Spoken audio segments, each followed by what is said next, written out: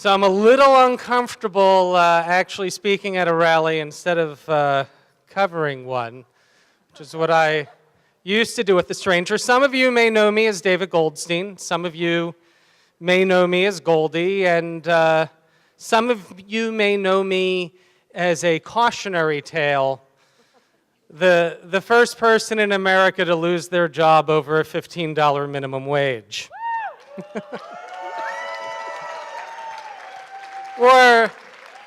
Or maybe it's hard to tell. I don't really know why I left the stranger. All I know is that the minute I did, they started advocating hard for a tip credit. So, coincidence? I'll let you decide. So what I thought I'd do here today is, as an ex-member of the paid media, I thought I'd talk to you a little bit about the media's role in the fight for a $15 minimum wage. And basically, I want to stress three tips for all of you as you continue in this fight both in Seattle and throughout the nation. The first one is, and this is really important, you guys all need to tell a great story. The second one is that in telling this story, you all need to choose your own enemies, and I'll get to that later. And the third one is that you need to use this movement as an opportunity to build and support an independent media because you cannot trust the corporate media to tell your story for you.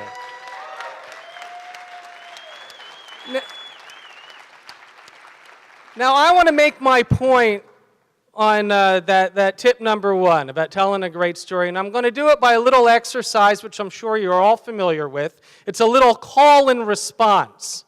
So I want you all, you'll know what to do. I'm going to ask you, what do you want? 15. When do you want it? Now. And what sort of political compromise are you willing to accept? No. Oh, well, you had an answer. Obviously, 15 Now is a great story. It's simple, it's to the point, you don't need to explain it. However, and I'm going to do this a little backwards now, I want you to ask me these same questions so that I can respond to you. I'm going to channel the business community and those on the mayor's committee who are putting together this incredible compromise. So everybody ask me. About $13.25 in 3 to 7 years based on the size of your business and whether or not you provide health care benefits. What? Yeah. Well, what do you think? Is that going to fit well on a placard? Is that going to work well in a chant? You guys have an advantage that the left usually doesn't have. The fact is the right has a much easier story to tell because the free market is a beautiful story. If you just free up the market, that invisible hand of God will reach down and make everything efficient and everybody will benefit. Sure, there will be some winners and losers along the way, those buggy whip manufacturers and their workers, but for the most part, you want to free up capital to do its magical job, and we'll all benefit. Yes, some will get richer than others, but we'll all do well. That's a beautiful story, and that's why it's so compelling. But also, it's really simple. It's free market. It's 2 words, and everybody understands it. You guys have 15 now. Now, to make the point of how important storytelling is, I'm going to tell you my own story, how it is that I got here today, very briefly. Now, I know some of you are from outside Seattle. How many people are from outside Seattle? Okay, a lot of you. Okay, so I need to give you a little background. Washington State is an initiative state where we can pass laws via initiative. Anybody can write one up, get enough signatures, put it on the ballot, up or down vote. Sounds great, right, very democratic. Well, in Washington State, we have this serial professional initiative sponsor. His name is Tim Eyman. Yeah. Who runs these anti-tax, anti-government initiatives, and he makes a lot of money doing it. And in doing so, he became one of the most influential political figures in the state. Well, about a decade ago, frustrated with what I saw were his abusive and ridiculous initiatives, I decided to file an abusive and ridiculous initiative of my own. And so I put up a website, I paid the $5 fee to the Secretary of State, and I filed my initiative to officially proclaim Tim Eyman a horse's ass.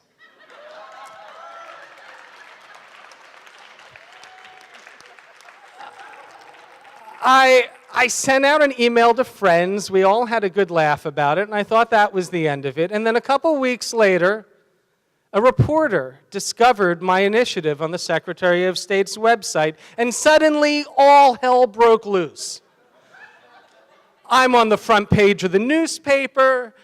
I'm doing dozens of radio interviews. I'm all over local TV. And 2 days into this firestorm, I find myself in the studio at KVI, the conservative talk station, with John Carlson, the biggest talk radio host in the city, debating Tim Eyman live on the air over the merits of my initiative.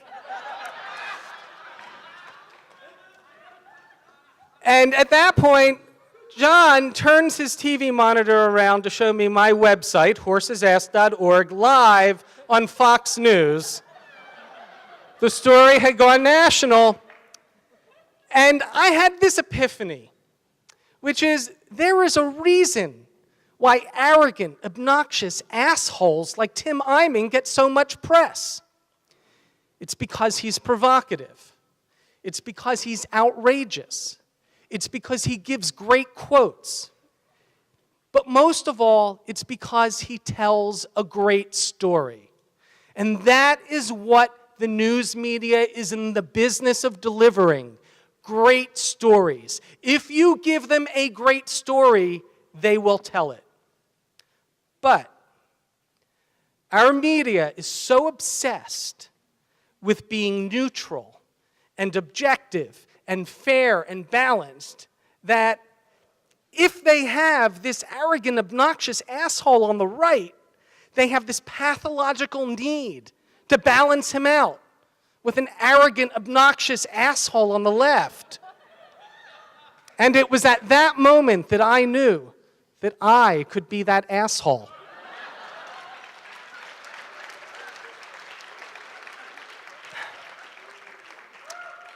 That brings us to tip number 2, which is choose your enemies.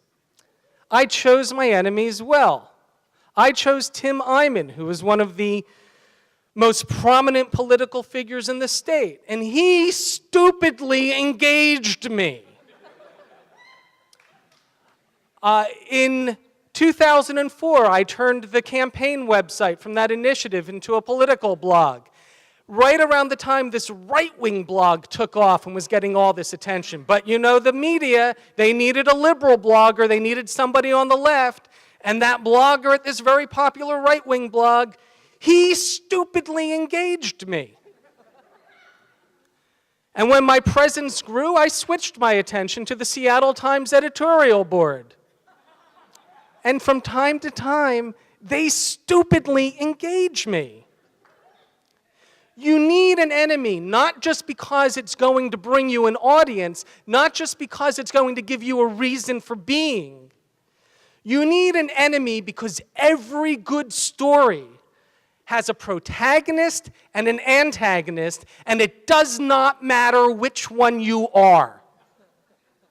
It's true. The corporate media hates you.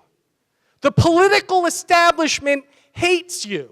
There are people out there who agree with everything you're trying to do, and they hate you because you're doing it the wrong way. You're not doing it in a way that can be subverted by corporate donations. You're not doing it in a way that kowtows to the editorial boards. You're not doing it in the way that the left is supposed to do it in this country, which is through the Democratic Party, and that makes them a little uncomfortable.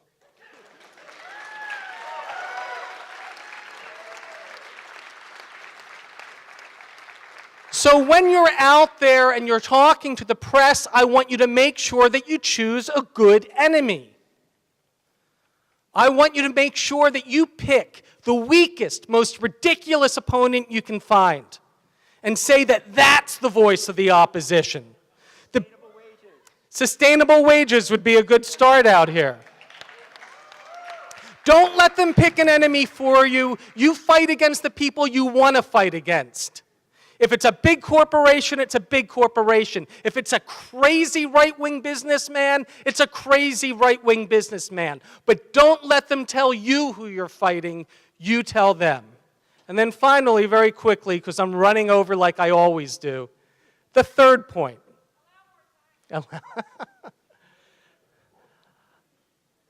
What I want you to do is something really important from my perspective as somebody who started out as a blogger on the outside of the media, who turned that into a professional media career, and who maybe took it a little too far and finds myself on the outside again. I want you to support independent media. This is an opportunity to go back into your own cities and find the good bloggers, the good journalists who are on their way up, the people who can tell your story the way you want them to tell your story and the way they want to tell your story because they're with you on it. Because quite frankly, there is no such thing as objective journalism. That is a lie.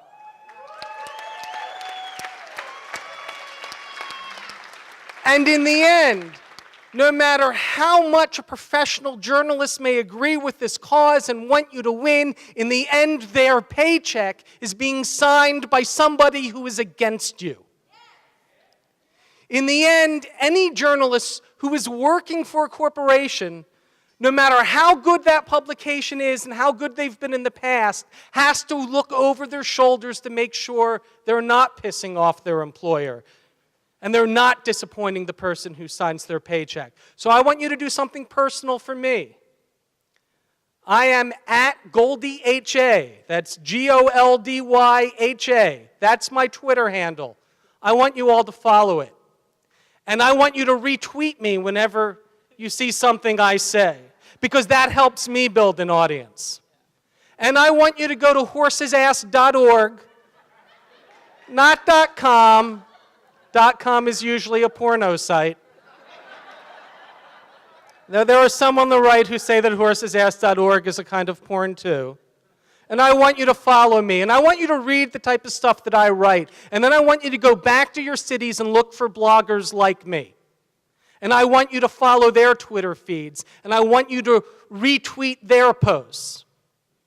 Because when we build our own media, then we don't have to rely anymore on the media that doesn't really want to tell your story unless you force them.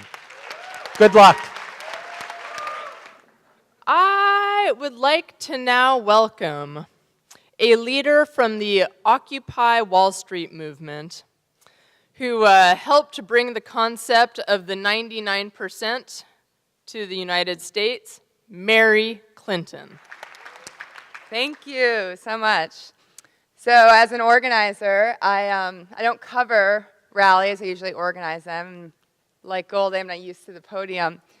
Are you as excited as I am to be in Seattle right now? Okay, I was hoping so. I'm super honored to be here, to be representing Occupy Wall Street, which in 2011 that would have been very controversial to say. You know, for me, Occupy was about rupture. It was about creating an opening for radical action, for radical thought, and it was about filling a void for democracy, and a void of honesty that didn't really exist in the progressive realm. Through Occupy, we said capitalism is the problem, and we know we have the solutions. They said it couldn't be done, and I guess I'm standing here today because they said it couldn't be done, and it was so unlikely. There's too much police presence and militarization of the financial district. The media will ignore it, won't do anything, and no one will notice. And that's what we heard, and we assembled, we organized. This wasn't spontaneous, right? It took a lot of hard work. And we reached out to people, and they said it would never work. And it did, and it grew, and it was very exciting. And we said to ourselves, it'll be gone Monday. No. To our surprise, it was not. And so we surprise ourselves, and that is something that I'm bringing here with that inspiration, that we can build towards this, that we can build towards 15 now. The first time I spoke, actually, for Occupy Wall Street was at the AFL-CIO Young Workers Summit in 2011 in Minneapolis, Minnesota, and I had no idea if Occupy would be a thing, but I was bringing a perspective that we can't have a labor movement that divides teachers and firefighters, that begs for crumbs at the table. We need to be talking about revenue sources. There's plenty of money, all right? And to my surprise, the young workers supported Occupy Wall Street, and that pushed the leadership of the AFL-CIO to support Occupy Wall Street. And if the unions can support an unapologetically anti-capitalist group, moment, whatever you want to call Occupy Wall Street, they can support 15 Now.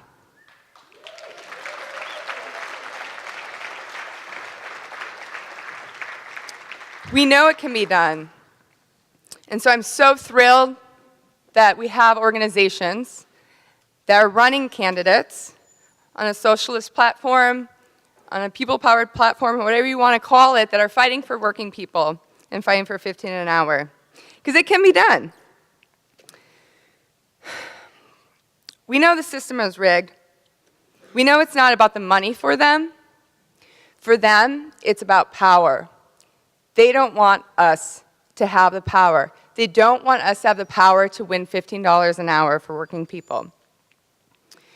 So we have to change that power imbalance, and we have to come together, and we have to continue to organize, and we have to continue to build, and I'm so excited. We support you. Solidarity from New York. I'm looking forward to building a new world with you, and thanks for having me.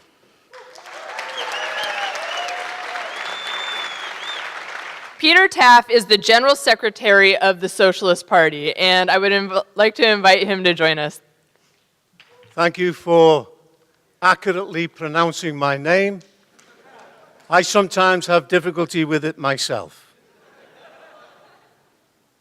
Now, comrades, brothers and sisters, I count this as an honor to be speaking here tonight and sharing the meeting and the platform with Comrade Sharma.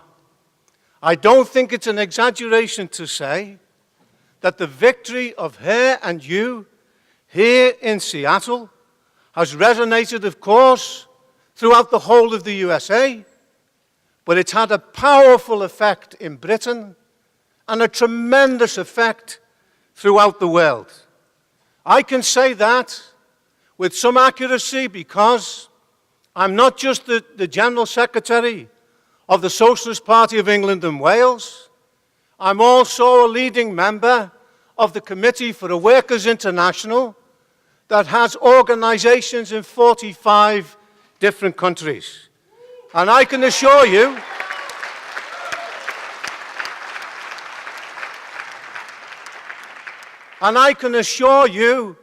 that this victory here in Seattle has had a stunning effect. It has had a mesmeric effect on working people throughout the world, particularly in the neo-colonial countries, and above all in Latin America, where we have strong supporters of the CWI. And we've had workers coming up rather coyly and whispering in our ear, do you have anything to do with this individual, Sharma? And we say, yes, she's a marvelous comrade of ours. And then they say, but is she really a socialist? And we say yes. And she got almost 100,000 votes on a platform of struggle and as an openly socialist candidate for the first time in 100 years in this city.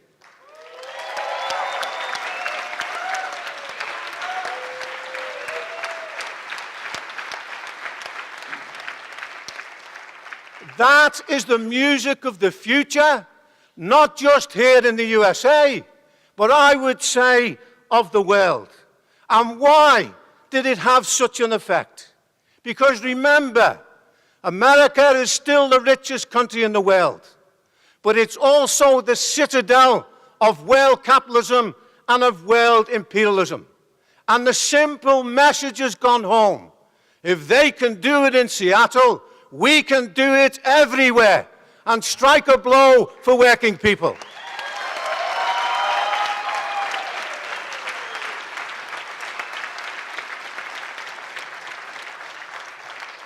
We are doing it in Britain at this moment in time. In these elections that we're standing in, we have an alliance with the most militant union, the Rail and Maritime Union, which has got 70,000 members, who unfortunately the leader of that union, Bob Crow, died recently.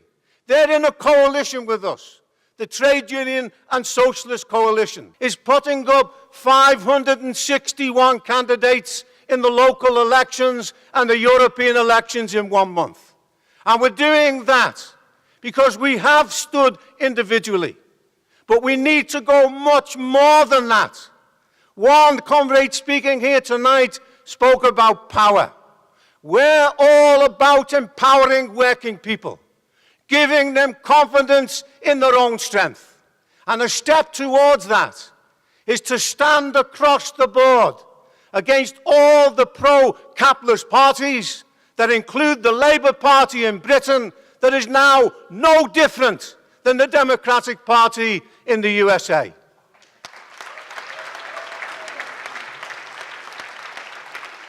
There is no guarantee of victory. But just as Sharma stood first time and was defeated in time more in the election in Minneapolis, so we try again.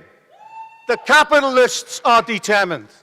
The capitalists and the bosses are relentless, but so are we in pressing the case for working people throughout the globe.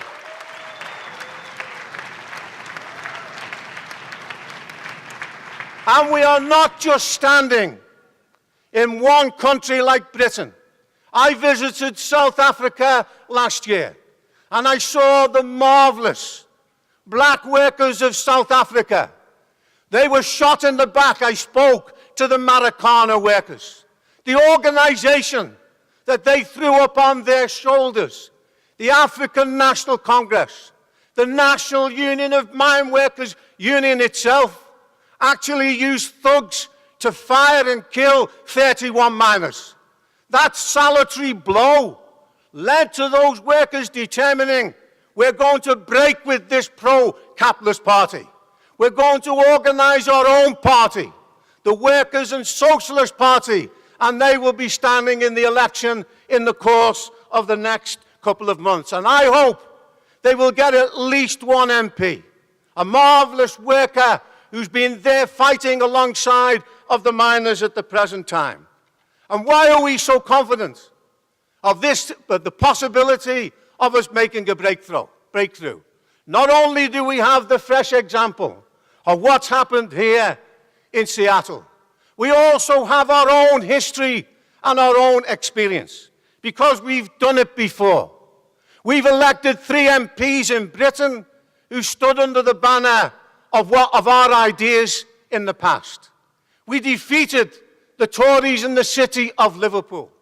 We organized a council on socialist lines. That council defeated Thatcher in an epic battle between 1983 and 87. When Thatcher took £63 million away from the working people of Liverpool, we set an illegal budget. We organized 2 citywide general strikes. By the way, I heard earlier this day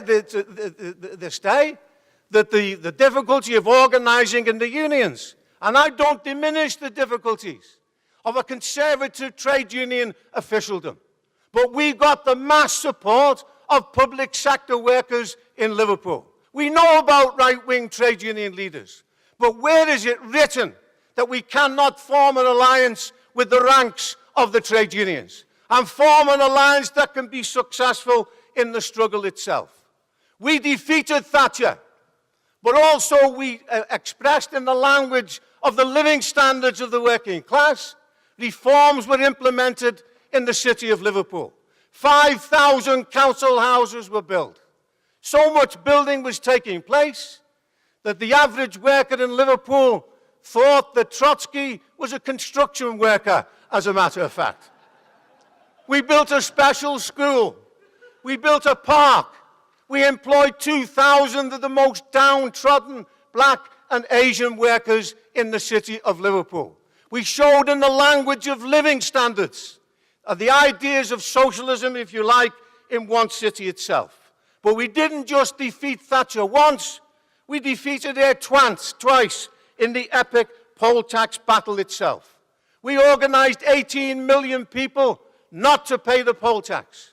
And if you get that many people prepared to stand up and say, we're not accepting an unjust law, then that law is cancelled out by working class organization and by the movement of working people.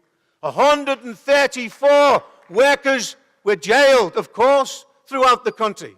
34 of them members of our own party. But we defeated not just the poll tax, we defeated the Iron Lady herself, who was reduced to iron filings by that movement and was actually forced to resign from power. I'll finish on this point. Why are you getting such an echo today? Why is this conference, in my opinion, and I've sat and listened and entranced by the contributions that have taken place. This will be seen as an historic conference. This will be seen as a conference where the forces gathered here today on a single issue are posing a challenge not just to the bosses of Seattle, but to the whole of the capitalist system. They say they cannot afford this very minimal demand. They cannot afford it. 85 individuals who could get onto a double-decker London bus have an income equal to the half the population of the world of 3.5 billion people. There are 11 million homes empty in Europe, and yet the army of the homeless grows at the present time. The blizzard of facts that have been mentioned at this conference shows what is happening under capitalism. There's no time to talk about the misery of the youth in Europe, of 50, 60, and 70% unemployed. Any society that devours its youth like this is a society that's sick unto death and needs to be replaced. And that's why we are socialists.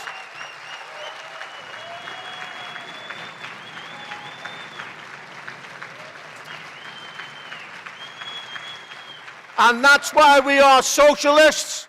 You are writing a new chapter in the history of the US working class. It's only the beginning. You represent the wave of the future. They represent the past. Full power to you in this campaign. And let us go on to build a united movement that will pave the way, not for one Sharma, but for 561 Sharmas throughout the USA. When we have that, we'll be able to change the world. Thank you.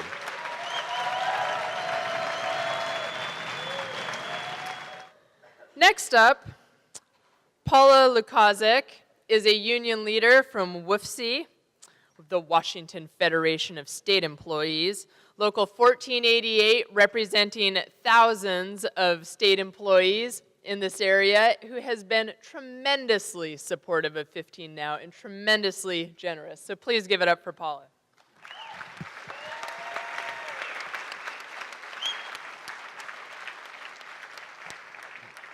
I'll be real brief. My name is Paula Lukaszek. I'm the president of Local 1488. We represent a lot of different workers, actually about 2,600 at the U of W main campus, U of W MC, and Harborview. A lot of our workers, especially the custodians, the food service workers, and different classes of hospital workers, they make under $15 an hour. In fact, too many of them work a second job because you can't make it on under 15 with the cost of living in Seattle.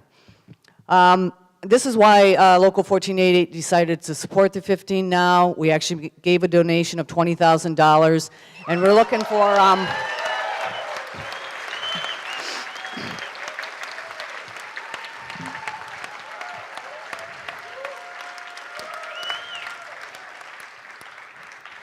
that was actually a lot of money for us, but this is a really good cause.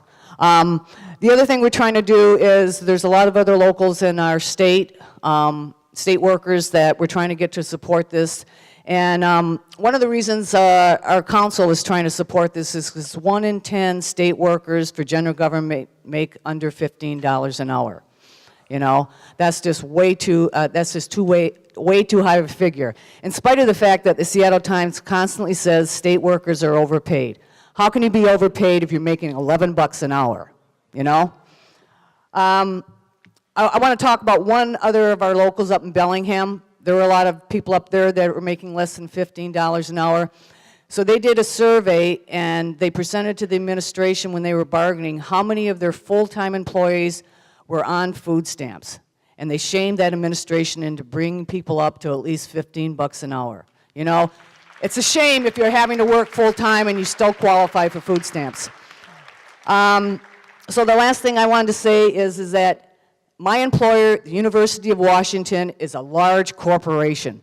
They can afford to pay $15 an hour to every employee there.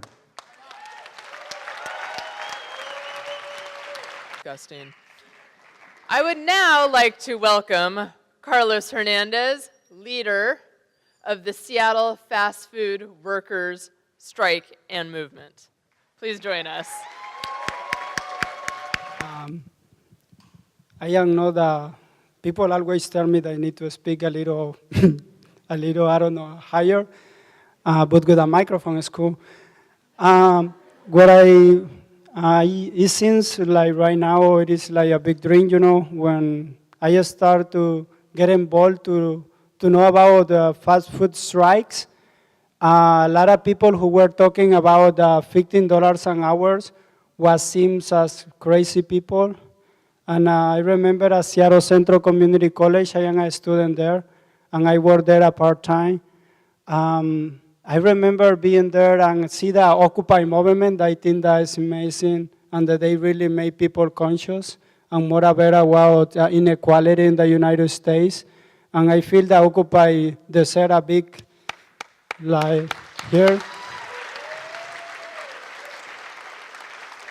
Because it is very easy to feel isolated when you are thinking about something. It is very easy to feel that you are not part of something. As humans, we had that necessity of being part of something. When you feel isolated, it is very hard to, you know, to be part of a group or to say your opinion. And something that I noticed in this country, and they had find a very good way to keep people isolated. People is working like 2 or 3 jobs. They have families, some of them they are students, some other people don't, but people doesn't really have now too much time to interact each other or, you know, to have a great conversation. And we had TV always telling us that everything is okay, that we shouldn't worry about any problems. We had a lot of Hollywood stars from movies, rappers telling us what kind of shoes to wear, or what kind of t-shirt to wear, or what kind of shoes, or you need to be buying the new iPhone every 6 months that is coming out. I mean, and that's is how I see it. Like, we have become very isolated, that the only time, most of the time, to get a conversation will be online. People on Facebook that will have, you know, because you will find people there online most of the time. But I just wanna put out, you know, in my building, I have been living there for a long time, and I doesn't know most of the people that is there. I almost never see them, and when I get to see one of them, I am like, yes, and I get their phone number and all the stuff, but you doesn't really get to know your neighbors here. Or, for example, I think about someone's made a joke here when we were choosing about mortgages, about what do people own now. In the United States, almost no one owns a house, they own mortgages. Students, for example, they don't have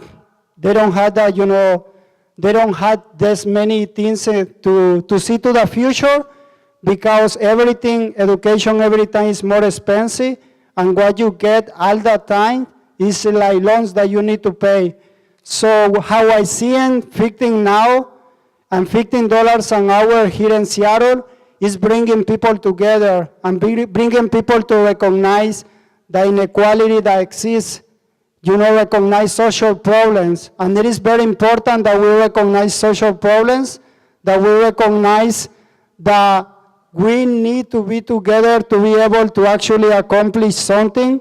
Because if we don't get together and we don't do these things together, we don't get organized, we don't get to know what is happening, it will be very hard to actually do something.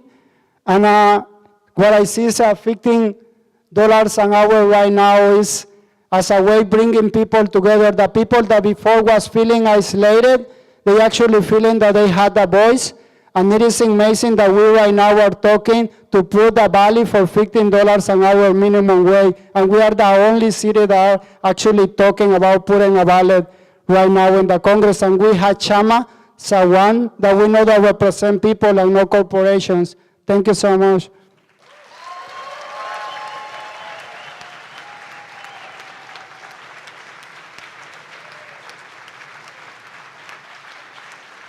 Enlightened. I would like to introduce the Black Agenda Report's Glen Ford. Power to the people. All of you have done very impressive work today, and it's a great pleasure and an honor to witness up close such wonderful and loving people as you who have scared the shit out of the rulers.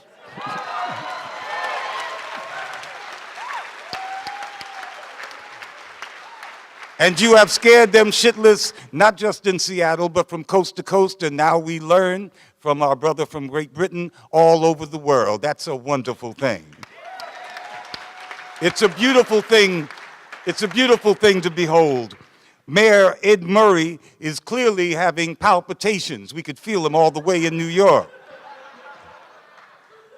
I read in the New York Times on the way in that Mayor Murray fears that the fight for $15 an hour might lead to class warfare. Drumbeat. As if we haven't had class warfare for as long as we've had classes.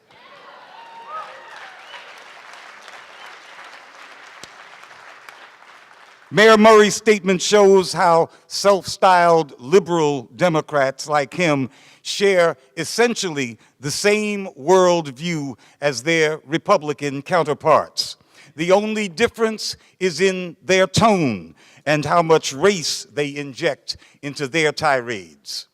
Mayor Murray's real job is to get you to call off the resistance to the class war that's being waged by the rich people that he serves.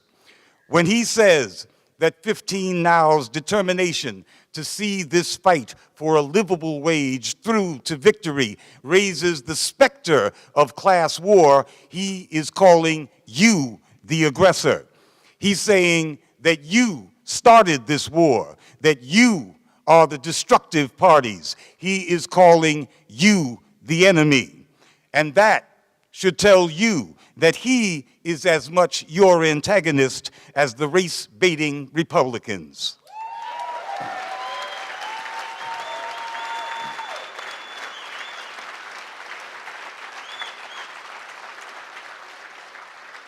Malcolm X's analysis from the 60s is just as correct today. The choice between Republicans and Democrats is the choice between a wolf and a fox.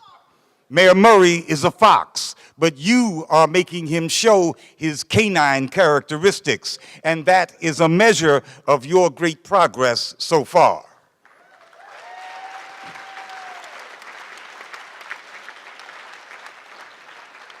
I read a line in the current issue of Socialist Alternatives newspaper that said, I'm going to quote it here, "The starting point for socialists are the living conditions of working people and the power they possess in society."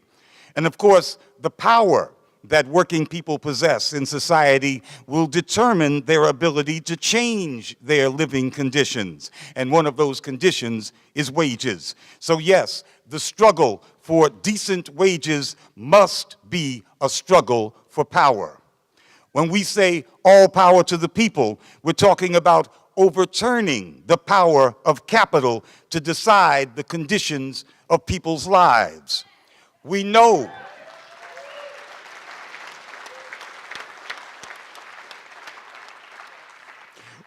what capital's plan is. We've lived under that plan. We've experienced that plan, especially in the last several decades. They constantly consolidate the power of concentrated capital in fewer and fewer hands. As our brother from Great Britain said, 85 people, 85 individuals having more wealth than more than 3 billion of the rest of the Earth's inhabitants. The demand for $15 an hour represents much more than a few dollars more in people's pockets. It says that you are refusing to join their race to the bottom. It means that you reject the Lords of Capital's declaration that the race to the bottom is inevitable, and that you challenge their power to organize the world in this way or any other way that they decide. You are rejecting. You are rejecting not just their arguments, but their legitimacy itself. That is what makes the mighty tremble at the simple and very straightforward demand for a wage hike. It's not about the money. They can live with the cost and they can pass it on. It is that this demand runs directly counter to capital's quest to totally dominate the terms of life everywhere in the world and to suppress working people's standards of life and their very expectations of what life is supposed to be all about. This demand and the fierce popularity of this demand challenges the whole direction of the neoliberal project. You are truly seizing the time, as we used to say, and we at Black Agenda Report salute you. Power to the people.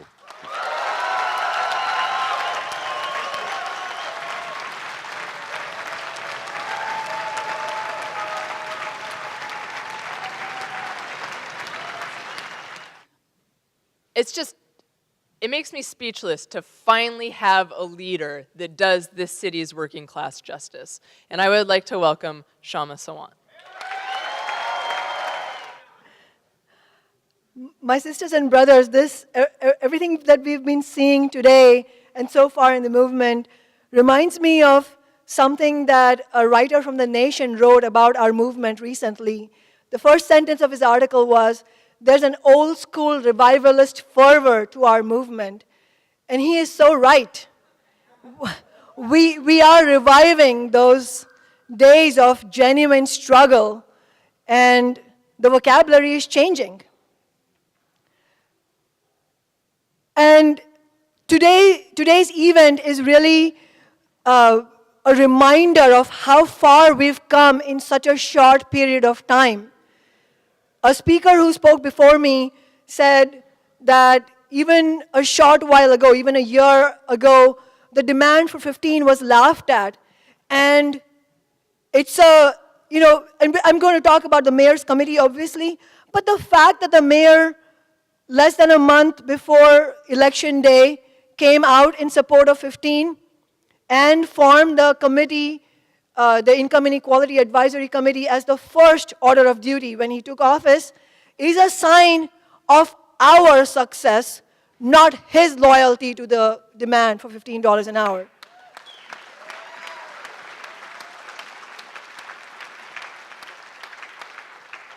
It's the fact that fast food workers had the courage to walk out.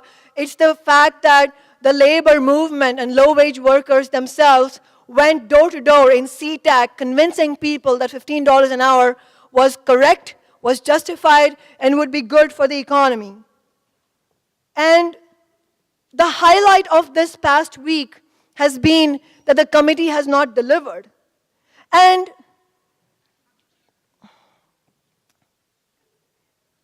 the mayor said, and to be honest with you, to me and to many of us, it's not a question of timing in the sense that if we were to get something great 2 weeks from now, I would be fine with that. That's not the point. What the mayor said was that, in explanation of why the committee had not come up with a recommendation and why he did not make a recommendation himself either, as he had said he would at the end of April, he said at his press conference, I would rather take longer and get it right than rush it and get it wrong. So if the committee was to take 2 more weeks and get it right, that would be fine. I would support that. The problem is not that they didn't get it done on Thursday. The problem is the substance of the deal that is being discussed by them. And whether we got it on Thursday or 2 weeks from now, it's not a deal that works for us, it's a crappy deal.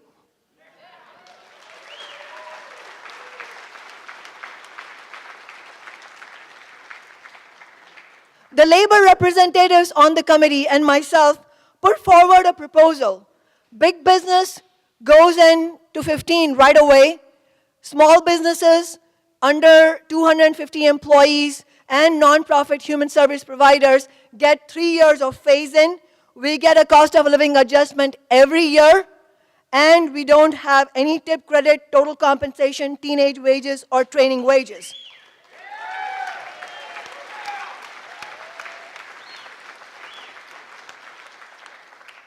This proposal was not taken seriously on the committee. We say this is a very reasonable proposal given the extent to which workers have been pushed into poverty. Every year of phase-in means another year, yet another year, that a worker is going to remain in poverty. We don't talk about phase-ins lightly. We know this is real people's lives. And from our standpoint, that is a concession.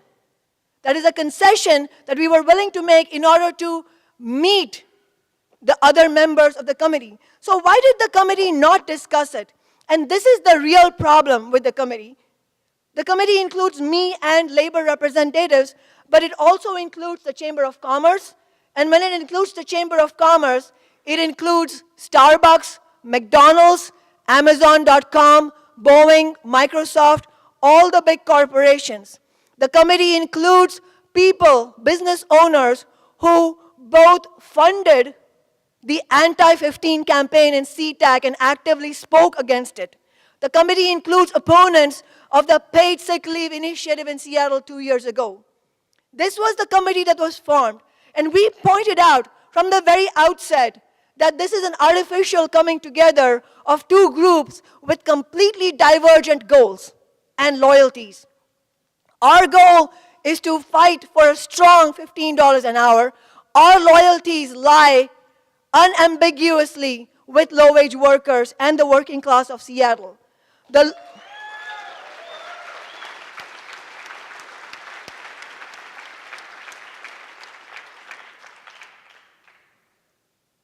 goal of the business owners on the committee is to maximize their profits, and their loyalty lies only to their private profit margin. There is an inherent conflict between these two. And the mayor said that he has a majority on a proposal. And what is this proposal? The stranger leaked this proposal. It has a 3 to 4 year phase-in for big business, which means that while the CEOs of Starbucks, McDonald's, and so on are making an average of $9,000 an hour, they get another 3 or 4 years when they will be paying their workers, the workers who run the coffee shops, they will be getting another 3 or 4 years to keep those workers in poverty. The proposal also says 5 to 7 years phase in for small business. It says a small business is defined as any company under 500 employees.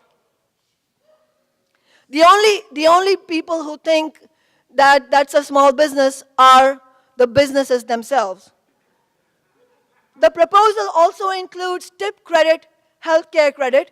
We are told that those credits will be phased out at the end of the phase-in period. So there's a phase-in, phase-out. You have to keep all this straight. Let's not forget what has happened with the Bush tax cuts for the rich. We were told they would be phased out.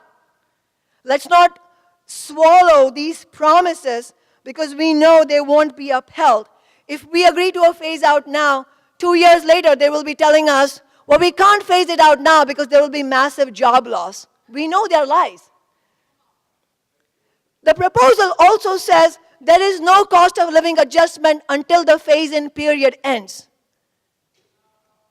Either they don't understand mathematics or they think that we don't understand mathematics. We would like them to clarify which it is.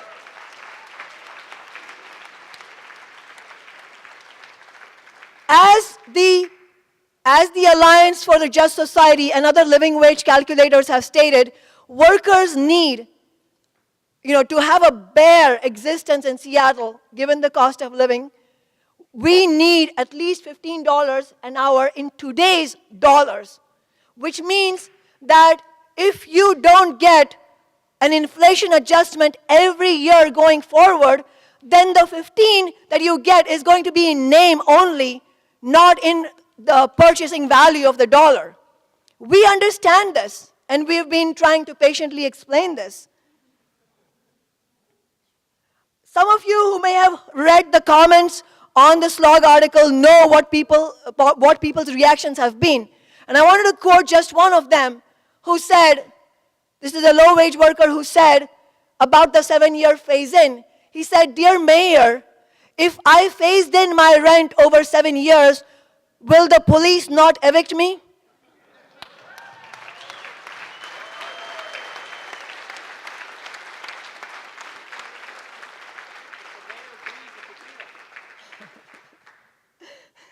That's true.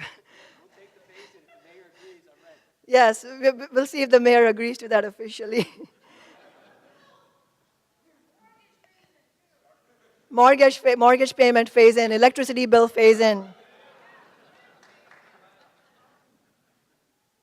In reality, my brothers and sisters, the proposal that is under discussion right now is a Christmas wish list for big business. The mayor said he wants a supermajority because he wants to get things right. I do believe his definition of getting things right might be somewhat different than our definition of getting things right.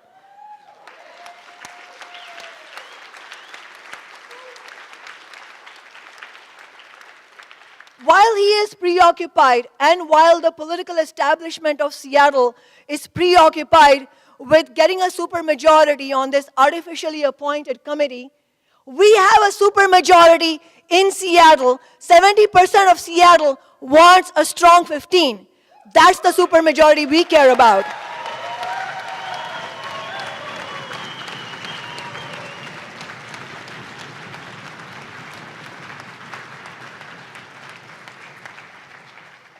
And I wanted to mention this just in case you run into people who talk to you about this.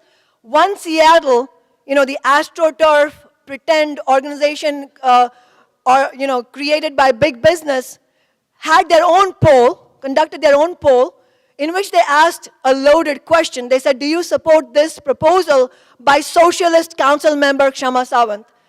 And yes. And they've used this poll to tell us that support for 15 has diminished. I would say that if, and it shows that it's not 70% or 68% anymore, but it's 49 or close to 50% now that's supporting. So, they're trying to convince us that support has fallen by roughly 20 percentage points. But I would say that if the question says, this is a proposal by a socialist, there's a little bit of red baiting there, and yet, if 50% of Seattle agrees with it, I take that as a vote of confidence.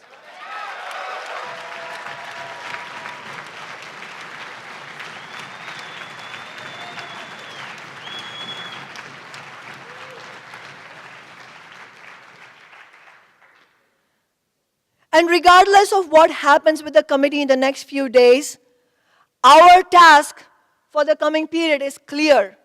We have to continue to build the movement, and as Peter Taaffe said, we have to be relentless in doing it.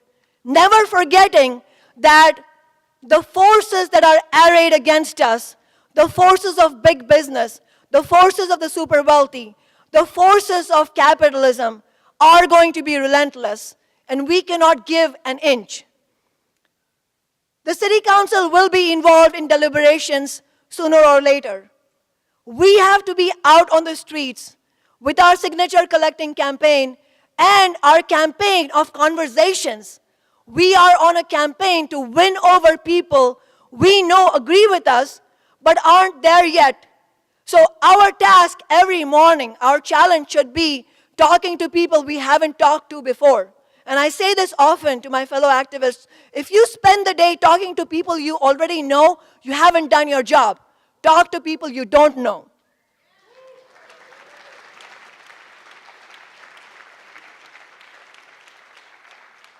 And let us hold the feet of the City Council, the city establishment to the fire. Let them never forget that we are out here, we know, we are watching, and we demand that this year end with a strong $15 measure. We're collecting these signatures as a safety net to make sure that we don't put all our eggs into the City Council basket. And it's also a reminder to the City Council that this is what will happen. The mayor, as Glen said, has talked about class warfare, with reference to taking it to the voters directly. And in the recent press conference, he said he wanted to avoid a mini class warfare. And, obviously, as other speakers have said, this is capitalism, this is class warfare, and it's not a mini class warfare against the working class. It's a gigantic class warfare. And this is happening all over the world.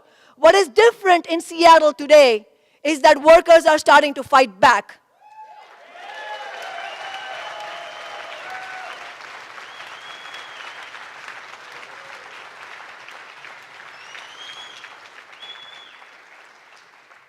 And just quickly before I forget, the city establishment, the political establishment has taken this approach of trying to achieve a supermajority or consensus on a committee that includes a who's who of big business, with the logic that if they didn't do that, they wouldn't be able to neutralize the counterattack from big business that would be sure to come. So they want us to think that they're doing this for our own good. But let's be clear of the truth here. As people have said before, this is not about money itself. If you look at the bottom line of McDonald's and Starbucks, they could easily afford to give us $15 an hour. They understand. They're clear. The more intelligent members of the capitalist class understand that this is not just about money. This is a power struggle. And if the working class succeeds in winning a strong 15, it will send a strong message to the rest of the members of the working class that it is possible to fight back and win. And whether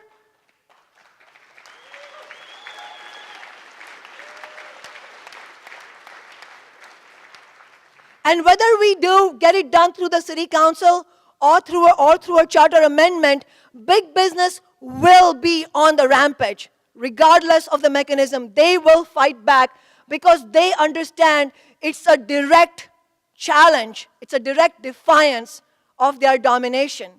And so when the political establishment tells us that they need to have this whole committee be happy, they're engaging in political sort of acrobatics by trying to hide the fact that big business will fight us no matter what. And we have only one weapon against the counterattack of big business: ourselves, our numbers. The only thing that will stand with us is if we fight together and if we expand our numbers every single day. And that is what we need to keep doing until we can win. And then our job will not be done. Our job will not be done after winning 15, because we have to continue building the movement, because we know that winning 15 will not solve all problems, but winning 15 will give us a starting point to rebuild the mass movements of the American working class.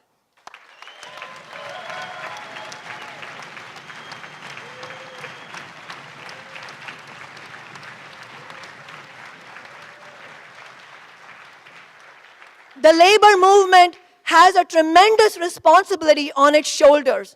The labor movement has the resources, the wherewithal, and the people to really organize and lead a mass movement in Seattle. And I want to call out or give a shout out to the unions that have played an exemplary role in 15 Now. wfse 1488 and IBEW Local 46.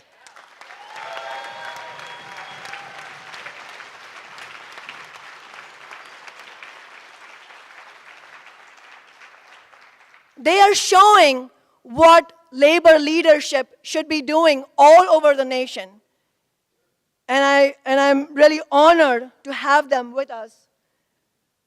Those of you who have come from outside Seattle and from outside the United States, please take our greetings from the Seattle's working class to your working class and tell them that we stand together with them.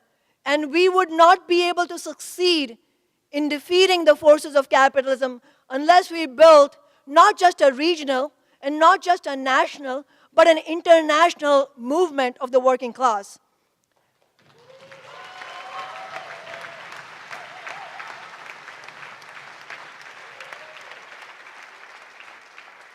I also wanted to take a quick moment to thank everybody who organized this really magnificent event. It's not easy to organize a day-long event, and I think we owe a debt of gratitude to everybody who helped organize everything from the coffee to the sound system, and a special shout out to Bob Barnes and everybody here who's helping us.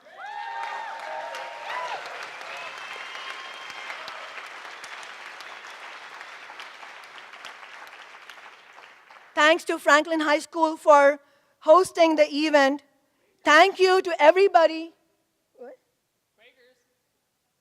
Right. Thanks to everybody.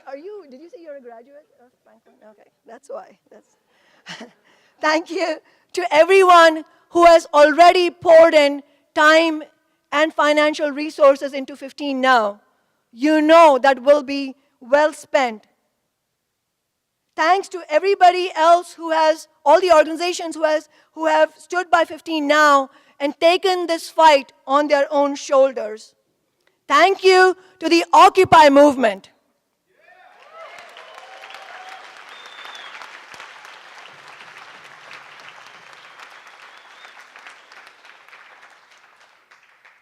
And let us not forget that our victories in Seattle are going to reverberate throughout the nation and throughout the world. Let's keep fighting. Solidarity.